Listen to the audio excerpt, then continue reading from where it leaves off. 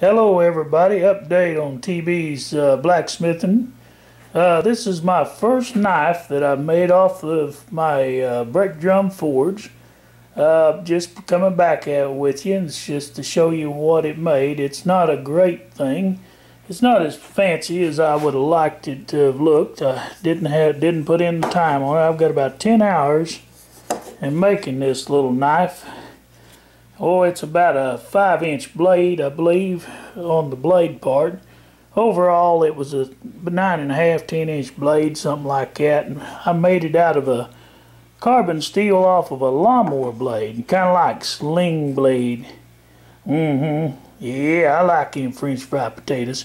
Well, it'll cut a lot of taters, I guarantee. It's made for chopping, splitting wood. You can chop stuff. You could skin with this, but it's a wide blade. It would be very bulky and heavy for skinning, but it can be done. I can guarantee you I can skin with this knife. It's razor sharp. It will lay you wide open. That blade is ready to go. The handle, it looks like bone, doesn't it? You'd think that was a bone handle. Kind of, maybe you would, maybe you wouldn't. Professional would know it's not. Actually, that is PVC Schedule 40. Yep, that's what it is. And I just cut it down. It took several tries before I got a set to work on it. I will show you what I done. I had some cut this way to fit the actual metal in the handle, because that's actually the tip of what was left of my lawnmower blade when I was through mowing.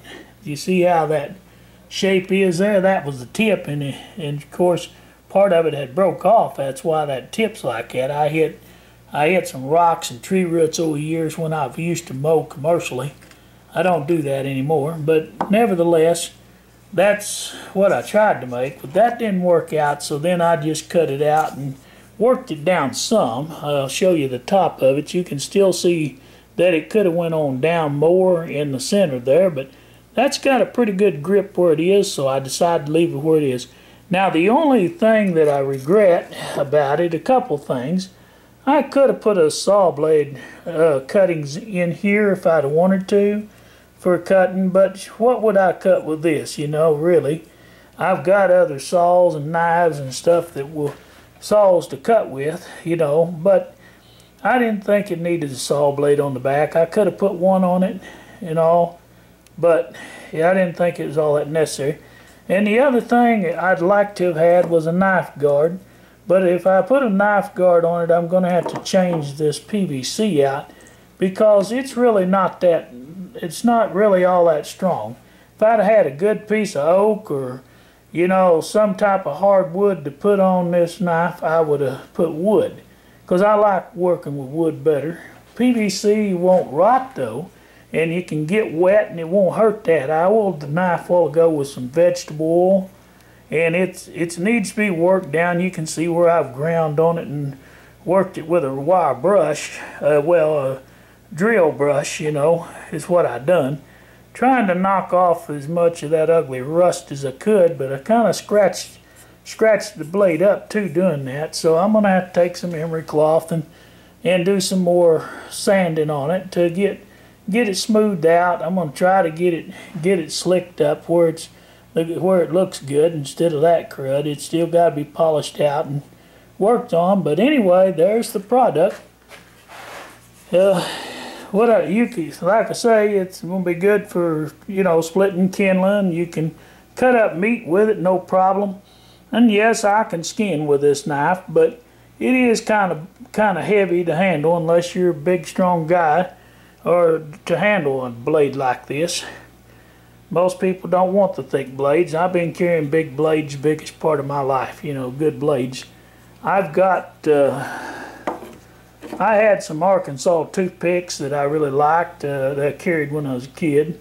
My uncle made me a homemade Arkansas toothpick, and it had a 16-inch blade, the blade part, and it had a, I believe it was a 6-inch handle on it.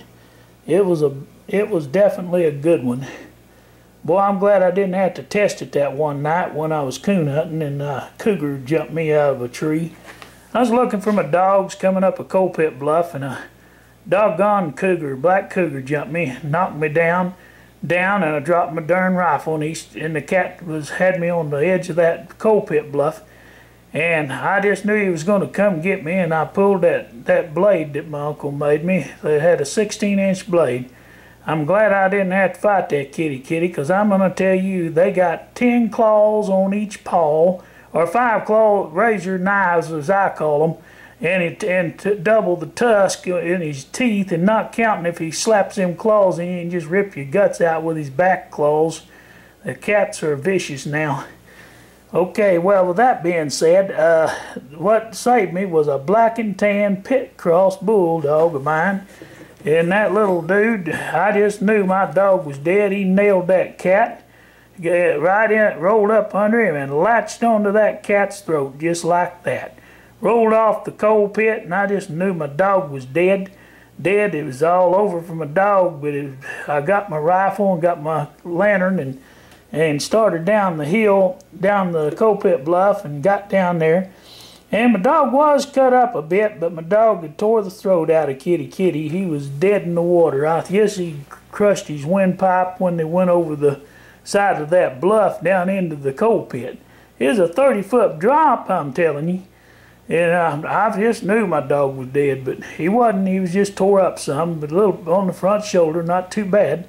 Not too bad to what it could have been. But old Kitty wasn't doing so good. I had me a cougar pelt. I had to drag him out of the doggone coal pit. That black and tan of mine, he tore that cat's throat plumb out. Yep, he was a bad dog. He whooped a lot of big critters up and down the river, but one day I made the mistake of going to feed the cattle across the road, and he got loose and followed me, and a semi hit him. He couldn't whoop a semi, it killed him. So I had to bury him at Bushy Head, Oklahoma. That's the story of that. That dog saved me life that night on that cougar, though. Boy, I was glad I had him.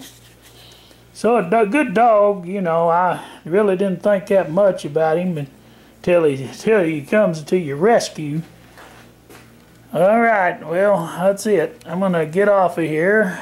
Yeah, you can see how roughed up where I used that wire brush on it. Woo, I got too much focus in there, but I just wanted to put it on there so y'all can see what I built and what I made it out of. I'm probably going to change those handles later on, go with a good oak handle later on. But anyway, that's just TB at TB's blacksmith shop coming at you. Talk to you. See you soon. Bye-bye.